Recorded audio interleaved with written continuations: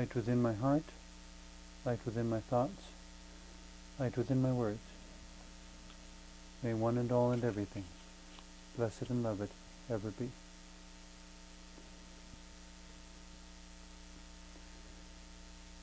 Welcome. I am Sister Who. Today I wanted to take some time to talk about the symbols and metaphors throughout my costume and makeup. Every detail of the costume and makeup has some sort of symbolism behind it. But I often, and I mention that to a lot of people, but I don't often take time to go through them all because there's so many different possibilities. And of course, like any creative work, each person I meet may see things that I didn't realize were there because I inadvertently used a symbol that had a different meaning for them. And it's thrilling sometimes when people see a symbol and they say, oh, well, that means this and this. And I kind of say, oh, does it? Well, of course, it means that to them. And there's no wrong meaning per se, but it's the meanings I would prefer are the empowering ones, the ones that give them a new way, whoever the person is, give them a new way of seeing a challenge, a new way of seeing themselves, a new way of living that is perhaps more empowering than what they had before. I suppose the most major element would be the purple cross on my face. Crosses were used as spiritual and religious symbols long before Christianity ever came around. I think perhaps because, like for me, it indicates an intersection between the vertical and horizontal relationships. Those relationships that we have with other people, with our social relationships, familial relationships. The vertical relationship, of course, has to do with our relationship with the divine. And of course, in certain belief systems, the divine was just as much in the earth below us as in the sky above us. To be a person of faith is to have a relationship with something greater than yourself. So often, mankind has tended to envision God in mankind's own image or form, because that's just the easiest way for us to understand things. It seems to me at some point we need to acknowledge that God is way more than human, that God may well include what we believe about being male and female, personhood, and more, because God, of course, is able to exist in more dimensions than we even know exist. And there's a sense in which a common belief is that God is outside of time, that time is something that defines human experience on earth, but it is not a dimension of experience that can be assumed to be true for every living thing everywhere. But it is something that very much defines us. God is the embodiment of highest wisdom and greatest love. Exactly what form that takes or what form that chooses to take is up to the divine, to God. And there are many belief systems throughout human history that speak of the divine taking a concrete material form, appearing as a man or a woman or an animal or something material in order to accomplish something toward or for humanity. So I started with the purple cross, and each branch of the cross is a triangle that all points toward the center, because we live at the intersection of our vertical and horizontal relationships. There's a sense in which we learn from those around us, and we also learn from what is greater than ourselves. New ways of how to be ourselves most effectively, to be whoever and whatever we find ourselves to be in the most wise and loving and beautiful way. On the right cheek, I have a green vine, and I always make sure when I paint it on that the stem is pointed toward my mouth. And as I'm painting it, I always say the little prayer of sorts to myself that while I am in ritual garb, I pray that the words I speak will be words that give life and peace and growth to those who hear them. That if I say anything that is not helpful to them, they can let it go. And that if I say something that would be helpful to them, that God will see to it that they remember it. There are always four leaves, the four directions: north, south, east, west, the four elements: earth, air, water, and fire. Um, the there's a sense in which um, four is a stable sort of balance, like a perfect square, that it forms a context within which we can do the living of our lives. But that it should be something that is centered around growth, or is identified as being alive. Way above the right eye, I have a green raised eyebrow. The idea being that there should be surprise and wonder, something that makes your eyebrows go up. If you haven't had any surprises in your life in quite a while, maybe it's time to do something you've never done before, to try something new, to engage in discovery, to expand your horizons, to give up knowing only what you already know and doing only what you've already done. And there's a sense in which this kind of forms the happy side of the face, and in a way this kind of forms the sad side of the face, that life is always this combination of comedy and tragedy, recognizing the good moments and the bad moments equally, not seeing only the bad moments and being depressed all the time, but also not seeing only the good moments and being naive and unrealistically detached. Even the person who is happy all the time, if a tragedy occurs, they cannot be genuinely present and helpful to the tragedy. They cannot help people mourn if they're busy laughing all the time.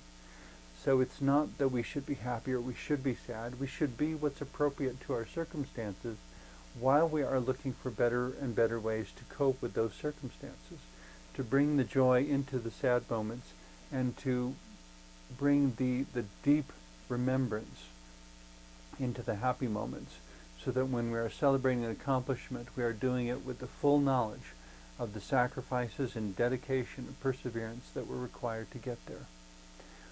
On the left side of the face, I have three tiers: one for all the evils done to children, one for all the evils done to the natural world, and one for all the evils that adults do to each other. That we have to be able to look in the mirror and see what we've done wrong if we're ever going to do better. We can't sweep it under the rug or ignore it or insist that it never happened simply because it's unpleasant. If we can't acknowledge it, we can't fix it. If we don't acknowledge that a behavior pattern is wrong, we can't choose to do a better one. There has to be an ability to distinguish between what is good and what is bad, between what is right and what is wrong, but to apply those terms carefully and wisely, that it is behavior that is right or wrong, and for certain reasons. It is not people who are wrong. People are whoever and whatever they are.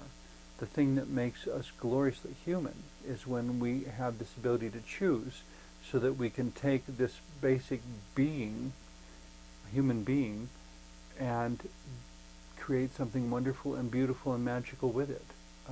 Perhaps living our lives in such a way that we create a body of work that outlives us. Much as the paintings of Van Gogh are still revered and prized all the way around the world. And, incredible pieces of music that were composed hundreds of years ago are still played because they're so beautiful and they still have the ability to inspire. If within our lives we can serve those kinds of works that will outlive us, how much more our lives can be considered to have been completely successful, even if we weren't necessarily wealthy during our lifetimes. We did something meaningful.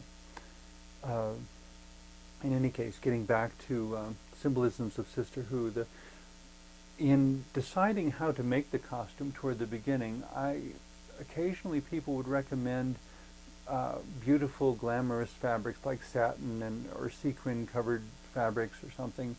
And to me, they never seemed quite appropriate, because I was very clear that in becoming Sister Who, I was going to do the ministry of a 21st century nun, that the purpose was to serve the personal and spiritual growth of others, not to make fun of anyone, not to put down anyone, but to take all my creative ability, my lifelong fascination with symbols and metaphors, and to weave it all together into something that could empower other people in their growth and in their perception, in their ability to relate to that which is different from themselves, and to not get mired in narcissism where they see nothing but more than their own reflection, but that they begin to see relationships.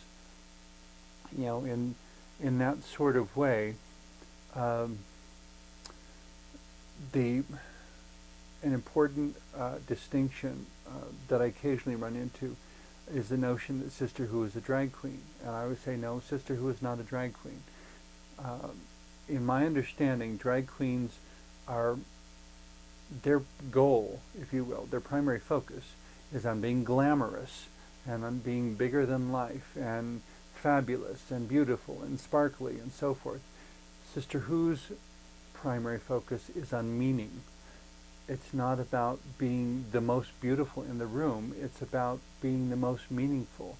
It's about embracing meanings of love and truth and honesty and relationship and self-disclosure in an appropriate sort of way. Consequently, when I was selecting the fabric for Sister Who's costume at the very, very beginning, I looked at the Amish and decided that I would rather go with black cotton. It was a good, durable, easy care sort of fabric. It was appropriate to the work. It didn't overly draw attention to itself the way a sequin covered fabric or a satin might. When I first designed the costume, somebody recommended these wonderfully theatrical, what they call angel wing sleeves, came down with long points and very showy and almost like having a cape on each arm. But they were very problematic in getting anything done because, of course, they would get in the way of everything. So very quickly on, I went with having very tightly fitted cuffs so that Sister Who could get some work done. I can be anywhere. I can reach over things. I could help in the kitchen. I could do whatever because the sleeves were not getting in the way of the work.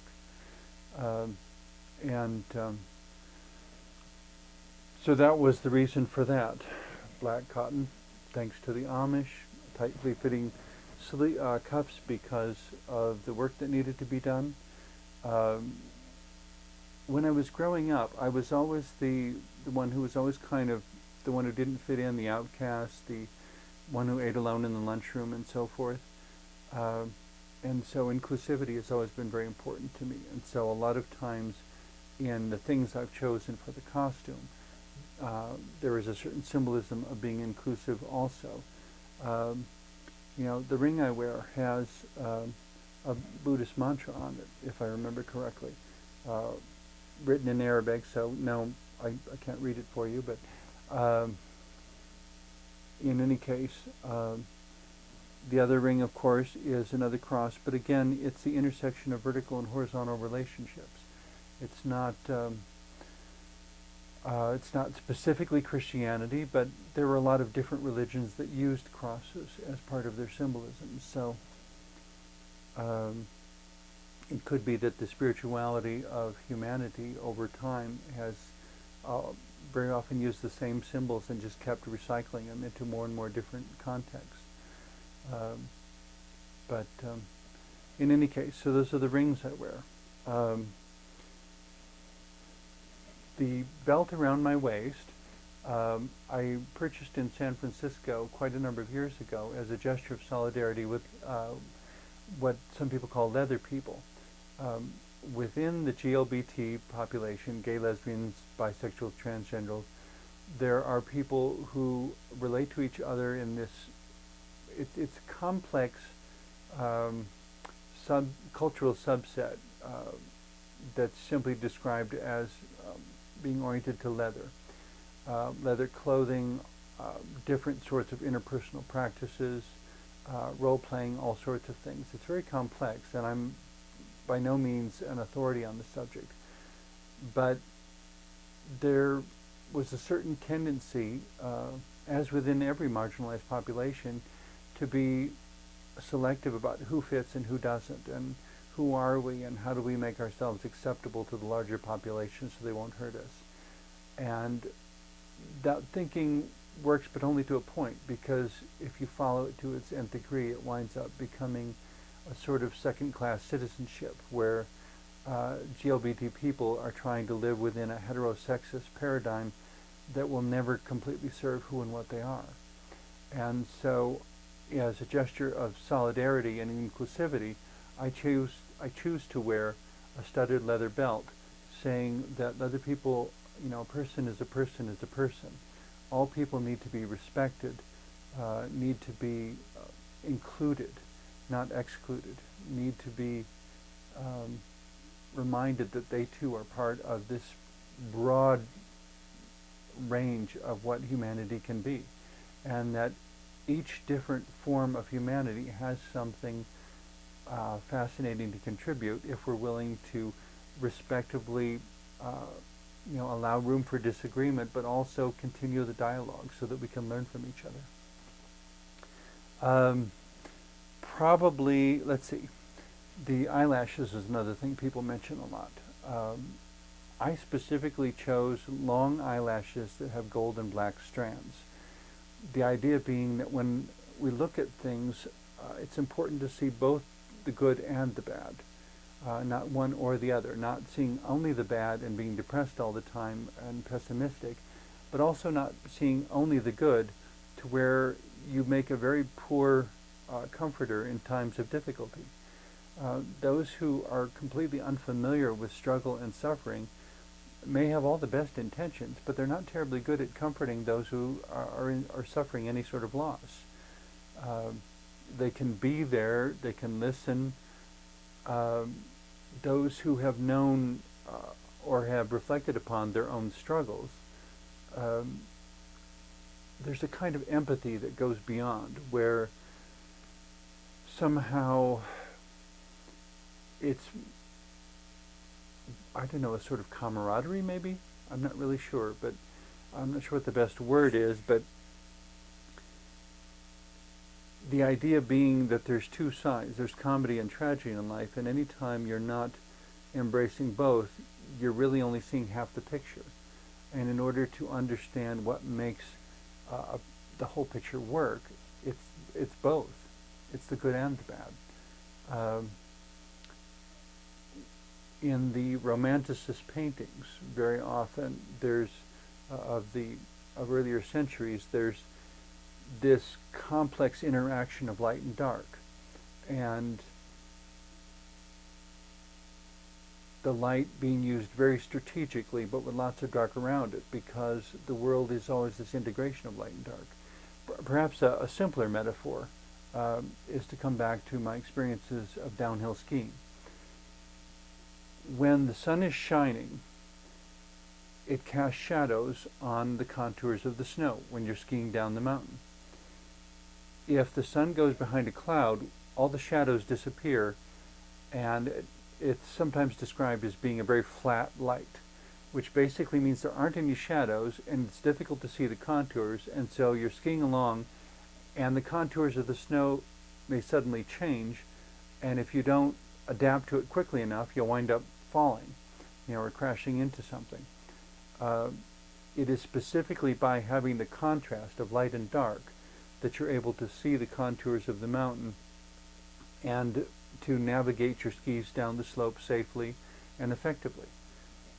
Without both light and dark, there'd be no dimension. You can't even see a three-dimensional object unless you can see light and dark, unless you have the shadow and the brightness. These are the things that bring us into the third dimension. Otherwise, we would be a flat two-dimensional world, with only height and width and no depth. But because we can put shading on things, because there is a darkness that corresponds to a brightness, then we have the ability to see three dimensions, fully formed objects. And so in having gold and black eyelashes, it's about seeing all sides of something, about seeing the three-dimensionality of seeing this as something real, not just a flat drawing on a drafting table or something, but a real object.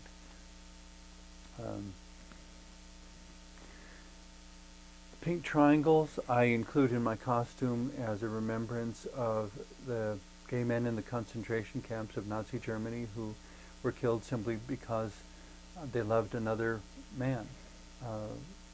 I am rather fond of the bumper sticker that I saw somewhere that said, "Love is never wrong."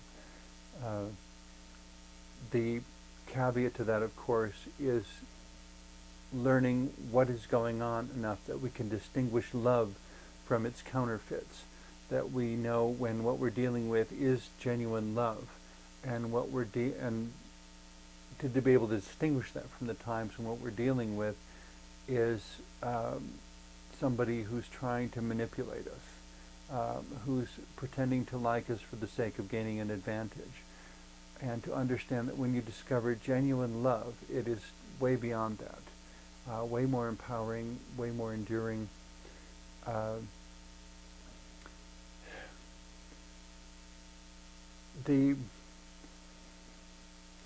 One of the fascinating things I guess I've learned over the years as Sister Who is that in all the belief systems I've encountered all around the world, the two things they all seem to have in common is the pursuit of wisdom and love. Of course, they all have different opinions upon what that should look like, but it's something they definitely all agree upon.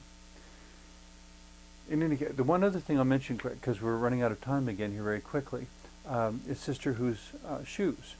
I do have gold hiking boots, and even the way I lace them, I always lace toward the inside first and then toward the outside. The idea of, toward the area between the feet and then toward the outside, so that it's a reminder, basically, that whenever I'm addressing a path I want to walk or something I need to do, I need to look inward first and be sure that everything is correctly aligned and that my shoes are properly tied so I don't trip on the laces, and then move to expressing outwards to the world. That if I haven't done that homework of looking in the mirror and figuring out who I am and what I'm bringing to the event, that I'm really not ready to do the work that I want to do. To wind up the episode, I just wanted to share a quick little song with you. As I was putting together my first album and thinking about the whole business of being Sister Who and how do I describe this to people, and describing even the mystery of my own self-discovery. This was the song that I wrote. It's simply entitled, "Is This My Face?" My face the canvas, my fingers the brush, a visage transformed by a careful touch. The common is hidden, the wondrous revealed, and a soul's anguish silence at last is healed. Is this my face, by which I'm known? Can lines and colors show how I've grown? Are these my clothes, my body's wings, that rise and soar with each song I sing?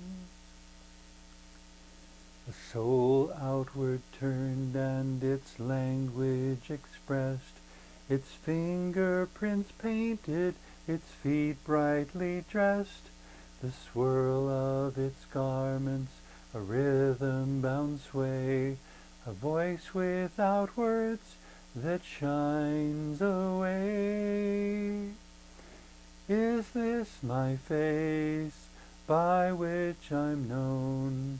Can lines and colors show how I've grown? Are these my clothes, my body's wings, that rise and soar with each song I sing? A symbol, a meaning, a riddle, a sign, A question and answer, a need to define. What am I now, have I been, or will be? What is the essence that truly is me?